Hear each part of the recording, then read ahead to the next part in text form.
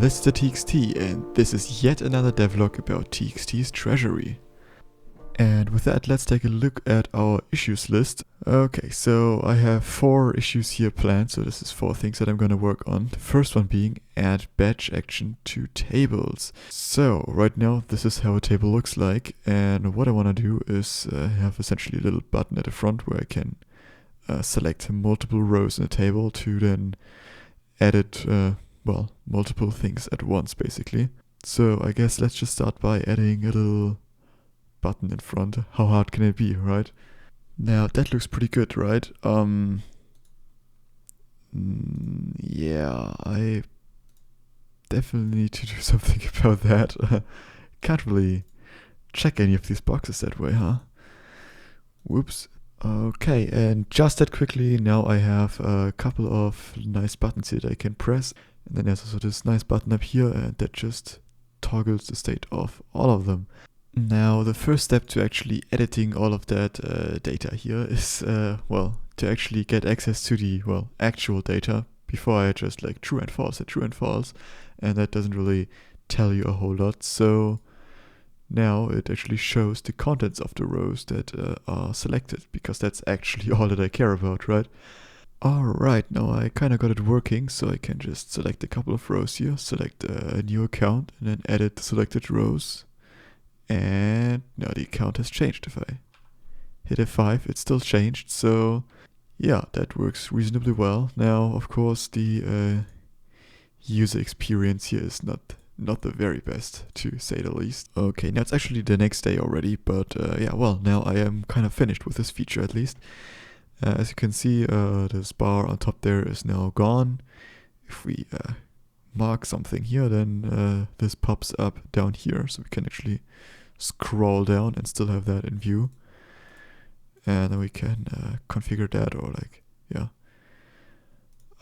switch the account to be test, and then it is test, right? And yeah, if there's nothing selected, then this just disappears down there as well. Yeah, I think that should work well enough for now. So the next thing on the list is accounts should only allow transactions of their default currency. Oh yeah, that's actually something that will necessitate some changes on the backend as well. So let's just get to that real quick. Well, that wasn't too difficult. So now if you click on add, you cannot choose the currency anymore, and look on this little symbol here. If we change over to an account that has the dollar as the default account, the default currency, then you can see how it's changing there automatically. And if we save something here, it also reflects the correct currency. We can add one with the default account as well. And then that one is in euros. And I'm of course also then doing the thing on the back end, so you can't like manually overwrite that by like sending an API request yourself manually. With that, I can now focus on improving the sorting of the columns and also improving the filtering, which will both be very interesting and probably the harder 2 issues so far. Alright, so I've decided to start with redoing the filtering system, and as you can see, this is still not looking perfect. Basically before that I was just treating every column exactly the same, which is fine, but also not really that great, of course. And now I'm treating each column with a different type, basically. So this, for example, is now a number type, this is now an option type, this is the date type, and this is a number type again. This back here is then just regular text like it was before. So for example, for those option types, I just have a list now up here that contains all the accounts, and then I could choose an account from the list and get a filtered output here. And then we can go down further and only look at Apple, or only look at default, or whatever. Only look at from a specific timestamp. I'm still far from done with that. As you can tell, for example, with the timestamp, both of these fields are exactly doing the same, basically. So this should be a range, for example. Alright, it's now, I guess, time for another little progress report here. So first up, I fixed the size of those lists up here a little bit. Yeah, so I've done all the work, so I can do separate kind of sorting stuff for different data types for each column. Yeah, so for example, I've already implemented a timestamp range here, for example. So now everything within that range will then be displayed. Yeah, and then I started now working on better filtering settings, basically. So as you can see, there are now these kind of option buttons here, and if we click on one of them, you get a couple of options that you can choose from. So for example, for date, you can say, hey, I want everything that's between the two dates or everything that's outside of the two dates. For the status, like or like for a list like that, I can say, hey, everything that is Apple in this case, or everything that is not Apple. Yeah, well, as you can see, this functionality isn't there yet, so I only built the context or the options menus here. Now it's time to actually implement all the logic for that, which, yeah, that is gonna be even more fun, I think.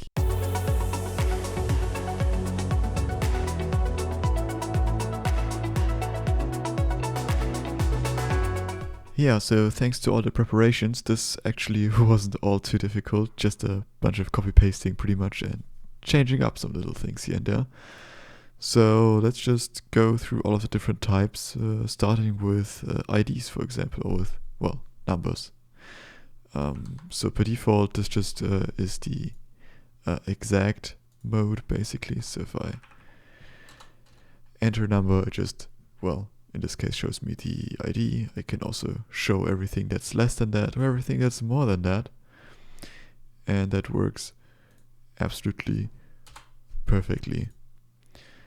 Yeah, with those choice types, I can now choose between is and is not. So if I say is not, then I get everything that is not the default account. And if I say is, then I get everything from the default account in this case. Same with recipient and status, obviously, and then also with the timestamp. So now I get everything between the 29th of November and 13th of December. And if I say outside of that range, then, well, I get everything outside of that range. Exactly the same here again with the numbers for the currencies. That's the same as with the IDs, but this also, of course, works with floating point numbers. I can go less and I can go more as well. And then we can look at the same for comments. So this is text. Text is a little bit special. There are a lot more options. There are also options down here. So I can specifically filter after non-empty fields or after empty fields. So in this case now with empty, there are, well, all the rows that have no comment. Or I can go back to doesn't matter and then it just shows me everything again. Yeah, let's just type in sum here. So now I get this field because this contains sum. I can also type me, and sum of course contains me. But if I go after an exact match, then that doesn't show up. Then I have to actually type everything out, of course. Can also go begins with, then typing sum, it shows me some monies, but with just monies, it shows me absolutely nothing. Same with ends with, but I don't think that I have to show that. And then also doesn't contain. So now I get everything that does not contain sum. In this case, of course, it also makes sense to filter non-empty as well.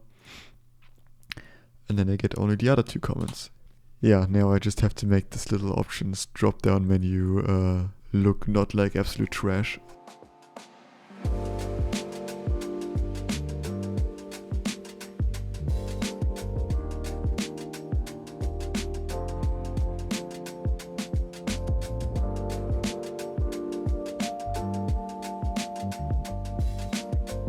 Yeah, graphic design is my passion.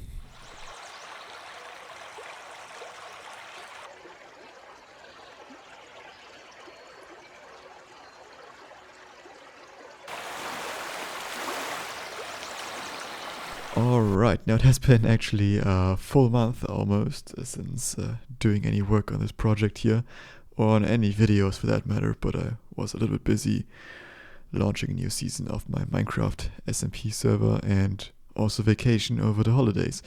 But now I have some more time to spend programming here.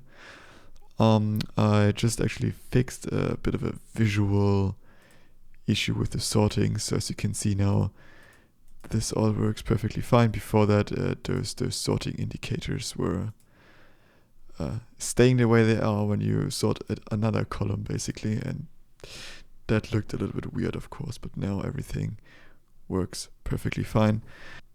And with that, I now present you sorting of dates working actually perfectly fine.